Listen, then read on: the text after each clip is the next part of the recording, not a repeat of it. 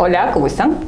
Hoy tenemos la visita del profesor Diego Agudelo y estamos encantados de presentarlo y tenerlos en esta casa de estudio.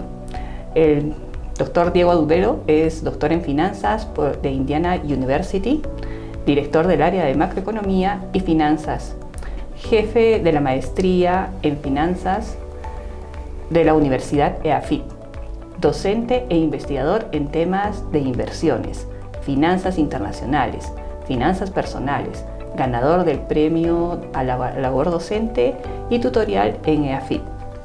Muchas gracias, Diego, por estar aquí. Bienvenido. Gracias a ti, Joey, por invitarme.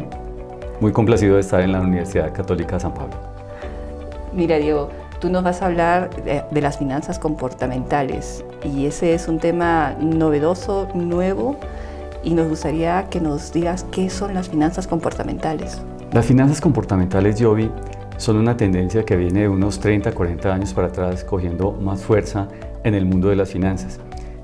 Parten de reconocer que no somos perfectos a la hora de tomar nuestras decisiones financieras, económicas, no somos totalmente racionales, nos dejamos sesgar por las emociones, tomamos decisiones depende de cómo nos las presenten, más un tema de forma que de fondo. También somos muy optimistas o muy pesimistas al prever el futuro y todo eso nos lleva a decisiones financieras que no son necesariamente óptimas. Las finanzas comportamentales entonces estudian por qué tomamos ese tipo de decisiones, qué tipos de decisiones sistemáticamente solemos equivocarnos al tomar y cómo podemos mejorar la toma de decisiones de las personas tanto en las empresas, en los mercados financieros como a nivel de las finanzas personales. Y Diego, ¿qué tipo de emociones pueden influir en nuestras decisiones? Yo como contadora presento un informe financiero o de pronto como persona natural puedo ir a un banco, conozco la tasa de interés o puedo tomar una tarjeta de crédito y entonces ya tengo los datos numéricos. ¿Cómo es que estas decisiones pueden influenciar en la toma de decisiones? Claro que sí. Una de las emociones que más nos afectan es el exceso de optimismo.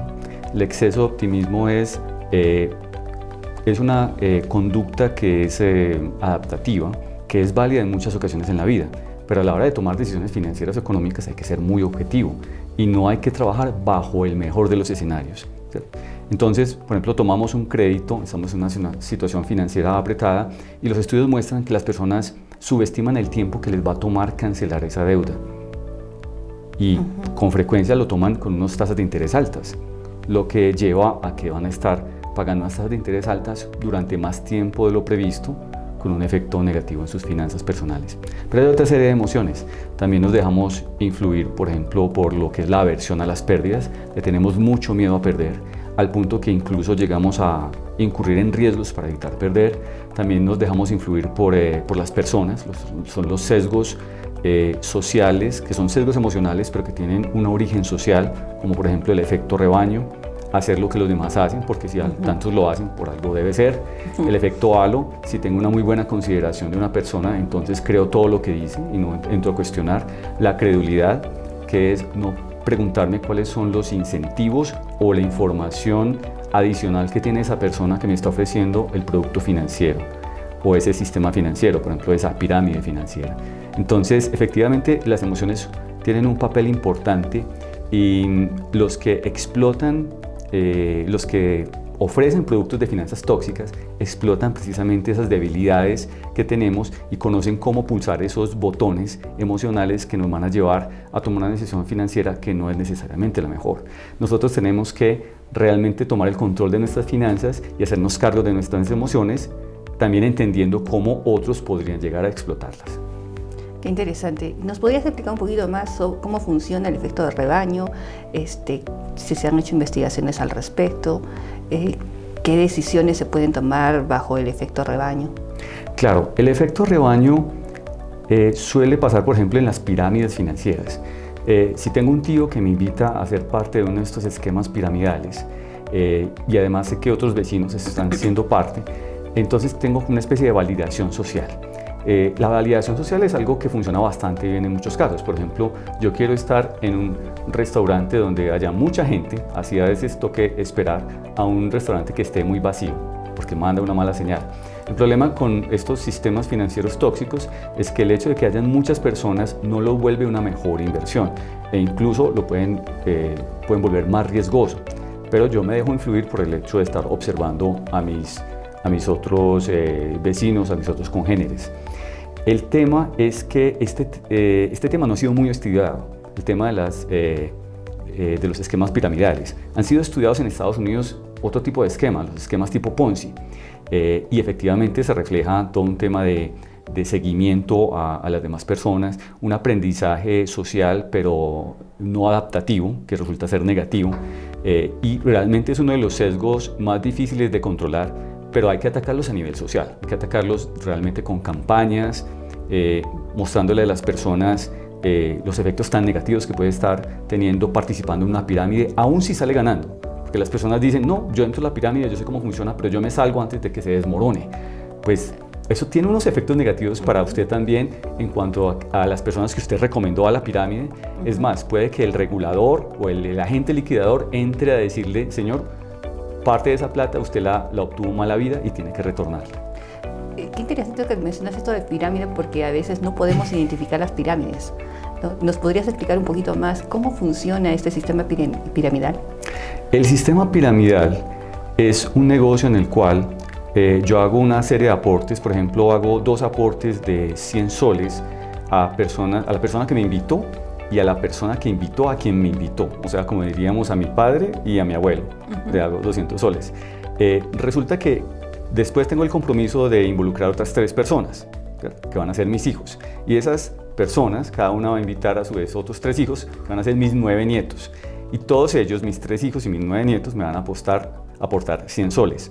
Son 9 900. más 3, 12. 1.200 soles. 1.200 soles contra una inversión de 200 soles. Es una rentabilidad que se ve en principio muy buena, ¿cierto? Logré sextuplicar mi capital. Ahora bien, ¿cuál es el problema? Y es que para que una pirámide de esas siga siendo sostenible en adelante, necesitaríamos una población infinita. Así es. Entonces, finalmente termina colapsando, perjudicando a las bases, a las generaciones últimas, a las 2 o 3 generaciones últimas. Por lo que participar en una pirámide financiera se vuelve un tema de ser cómplice de una actividad criminal. Por más de que hay personas que no lo entienden y que actúan de buena fe, hay personas que lo entienden y tratan de ser oportunistas. Están, por supuesto, los impulsores de todo el tema de la pirámide. Para nosotros, como personas de a pie, que nos hemos ganado duramente nuestro dinero, nuestros soles, en el caso de Colombia, los pesos colombianos, es muy importante entender cómo funcionan esos sistemas, que esos sistemas no son la panacea, ¿cierto? Y que incluso, aun si saliéramos a tiempo, incurrimos en unos costos sociales y también unos costos legales, unos riesgos asociados al haber salido con unas utilidades que provienen de un sistema que finalmente era una especie de estafa colectiva. Y es ahí que funciona el efecto rebaño, porque todos siguen como un rebaño a invertir en esa pirámide. Se han dado fenómenos tan interesantes respecto de eso, que se han evidenciado casos. En Colombia pasó con la pirámide de DMG, en que las personas se enojaron con el gobierno y salieron a protestar porque sentían que se estaban tirando en la gallina de los huevos de oro, ¿cierto? Hay un caso absolutamente extremo en Albania. Albania es una de las naciones que antes era comunista, en el cual después, en la época de liberalización, hubo una pirámide de tal tamaño que prácticamente alcanzó a la mitad de la población activa, al punto que eso les dio el empoderamiento y presionaron al gobierno, y el gobierno tuvo que rescatar la pirámide. Este es un caso absolutamente loco, pues. Increíble. Porque igual Albania es un país pequeño, pues, Sí. pero es increíble. O sea, les fue mejor a los que estaban en la pirámide, aún si hubieran perdido, porque el gobierno los iba a rescatar, que a los que no participaron en la pirámide porque indirectamente la rescataron vía impuestos. Pues, ojalá que eso no pase acá. Definitivamente. Ahora, también mencionaste otro sesgo, que era la aversión a las pérdidas. La gente que tiene miedo a perder. Pero eso quiere decir que debemos de arriesgarnos, de no tener miedo a perder e invertir. ¿O a qué se refiere a ese sesgo que nos dices que se denomina aversión a las pérdidas? La aversión a las pérdidas, uno de los ejemplos más claros para presentárselos a las personas es lo que llaman el efecto del costo hundido. El efecto del costo hundido Sobre todo, por ejemplo, una persona monta un negocio y no le está yendo bien en el negocio, pero el negocio le pide cada vez más plata, ¿cierto? Y es, como dicen los estadounidenses, echar agua por el inodoro, ¿cierto? En lugar de cortar y limitar las pérdidas, la persona tiene una aversión por perder. Él dice, no, yo insisto, esto sale adelante, yo le he metido tanto, le he metido mucho. Esa aversión a reconocer una pérdida lo lleva a tomar riesgos y a incurrir en mayores pérdidas. A ver, vamos a ver si entendí. Por ejemplo, yo conozco personas que tienen un negocio, un emprendimiento y contablemente tienen información financiera y saben que no es viable. El estudio que se hizo inicialmente de flujo de caja o el flujo de caja les indica que no es viable. Sin embargo, son capaces de hipotecar la casa porque confían en que el negocio en algún momento va a repuntar. ¿Eso es aversión a las pérdidas? Bueno, claro, el sesgo de aversión a las pérdidas puede estar operando ahí, sobre todo cuando arranca el negocio. Allá hay una resistencia a liquidarlo, porque es un reconocimiento, y eso es algo que cognitivamente nos pesa, emocionalmente nos pesa, es reconocer que fallamos, que fracasamos, ¿cierto? Entonces, socialmente no queremos reconocerlo a nosotros mismos, entonces incurrimos en un exceso de optimismo, en un wishful thinking, de pensar las cosas van a salir adelante. Antes de incurrir en el negocio, estás obviamente siendo demasiado optimista con tus previsiones, pero además tienes un overconfidence, que es un exceso de confianza en tus habilidades. Tú dices, sí, yo sé que este negocio en promedio no le funciona a la gente, pero es que yo soy particularmente bueno para las ventas, yo soy muy buen administrador, yo sabré manejar los gastos, yo sé dónde comprar las materias primas y eso. Entonces, en un mismo problema, en una misma situación anómala financiera, tú puedes ver evidencias de varios sesgos actuando al mismo tiempo.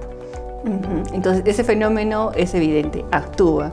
Sin embargo, qué interesante que le hayan puesto nombres a los fenómenos. Claro, porque tratan como de aislar el comportamiento específico, que se presenta en varias ocasiones, pero que muchas veces no se presenta solo, sino que está acompañado de otro tipo de sesgos. Es la manera de pronto como los académicos le ponemos etiquetas a los fenómenos del mundo, pero sabemos que son más complejos. Claro, y entonces una persona que tiene exceso de optimismo, ¿qué recomendación le darías a un emprendedor que no caiga en esos sesgos, ¿no? Primero, que no caiga en un exceso de optimismo, y en segundo lugar, que tenga cuidado que no caiga en aversión a las pérdidas. Claro.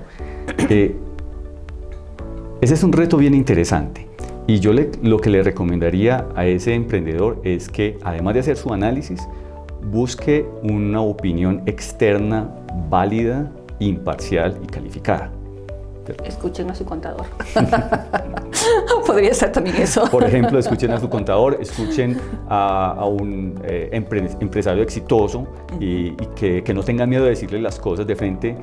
No te va a ir muy bien en ese negocio, mira que esto y que lo otro. Entonces, que busque otro tipo de opiniones que sean objetivas, que no sea, por ejemplo, tu prestamista. El prestamista va a decir, no, sí, toma el negocio, yo te presto y ahí me vas pagando mensualmente, ¿cierto? Entonces es buscar, por ejemplo, opiniones bien calificadas. Además de hacer bien tu tarea, ¿cierto?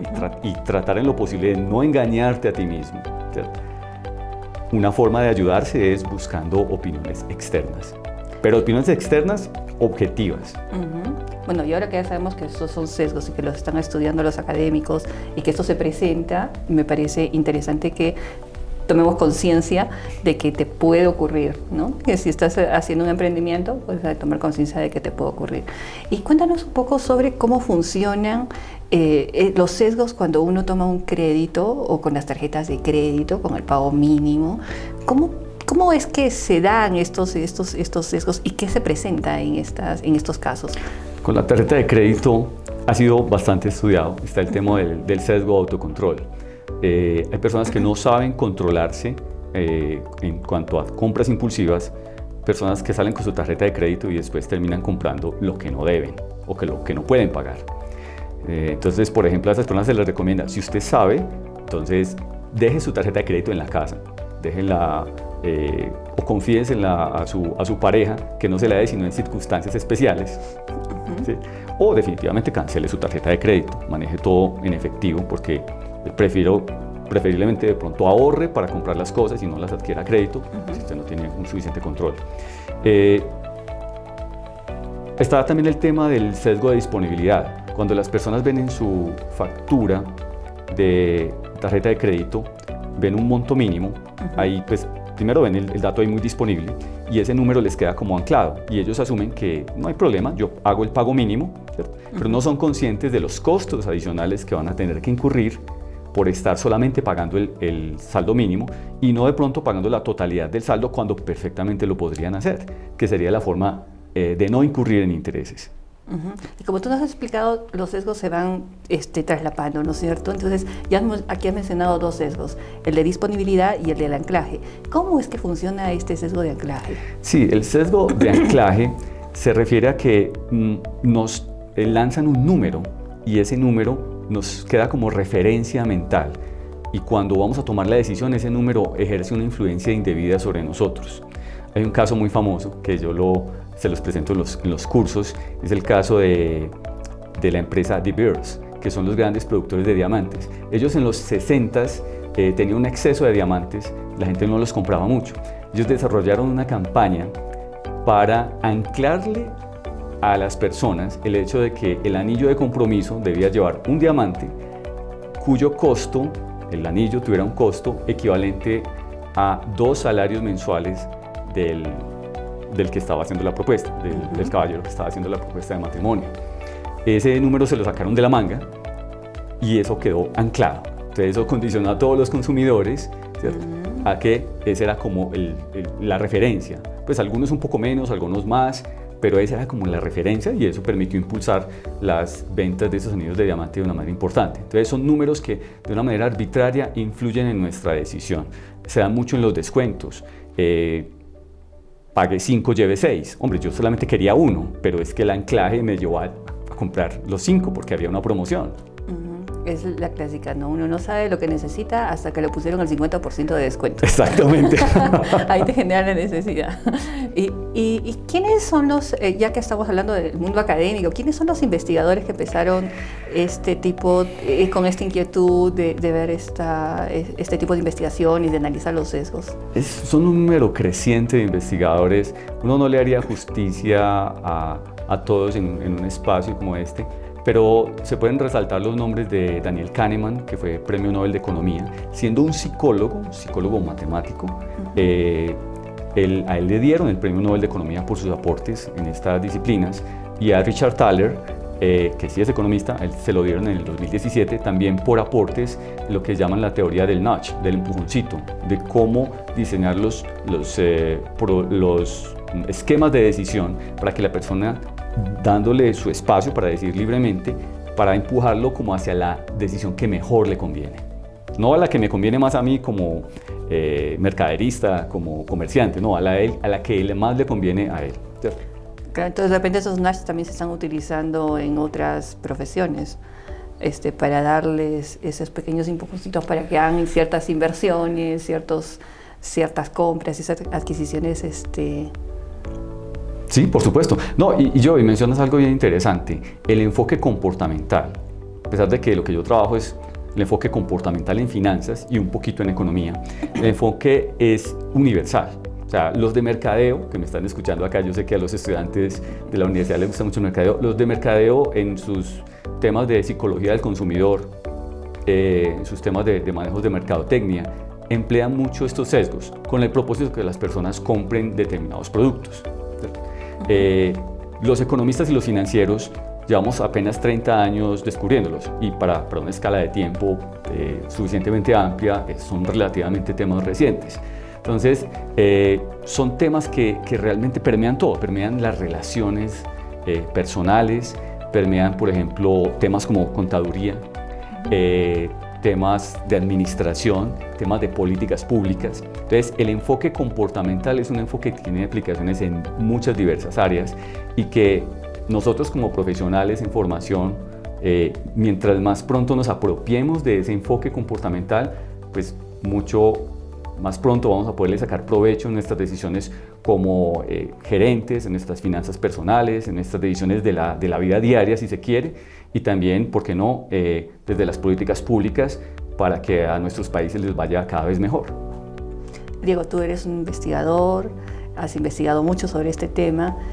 ¿Podrías mencionarnos alguna investigación en la que tú hayas encontrado de que el comportamiento se modifica después de que las personas han tenido una educación financiera?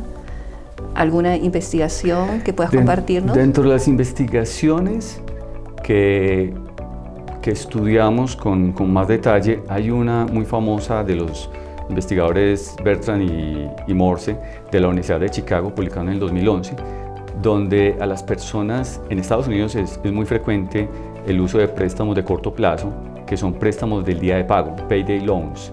Entonces, acá creo que se llama estos adelantos de sueldos, ¿no? Adelantos de sueldos, exactamente. Entonces, lo interesante, es un estudio que los invito a revisarlo y es bastante fácil de entender. Dentro de lo que se encontró es que si a las personas que iban a tomar los payday loans se les daba la información del monto que iban a pagar típicamente versus lo que tendrían que pagar típicamente en una tarjeta de crédito, eso llevaba a una reducción de 11% en la toma de estos créditos, que son créditos bastante onerosos.